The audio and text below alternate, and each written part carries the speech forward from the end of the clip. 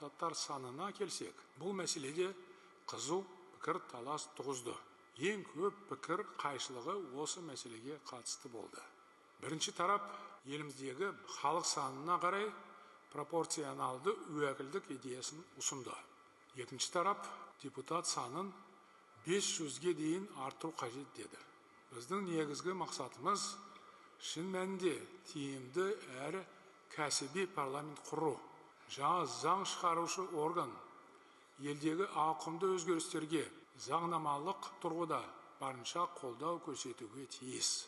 Әлемдегі озық тәжірибелерге қарасақ, бұл үшін депутат санын көбейтудің еш қажеті жоқ.